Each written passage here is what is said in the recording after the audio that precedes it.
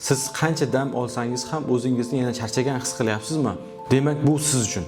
Ishdan charchab, uyda yana telefon tutib o'ynab o'tirgan bo'lsangiz, bu dam olish emas. Ko'pchilik divanda yotib, ijtimoiy tarmoqlarni tutib vaqt o'tkazishini dam olish deb o'ylaydi, lekin bu noto'g'ri.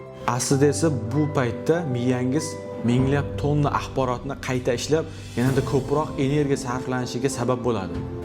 Haqiqiy dam olish esa miyani axborot oqimidan uzishdir. Eng samarali dam olish bu faoliyatni o'zgartirish. Birinchisi tabiat qo'ynida sayr qilish. Bu miya uchun eng zo'r dam olish. Ikkinchisi raqamli detoks. Telefonni hech bo'lmasa 1 soatga o'chirib qo'ying.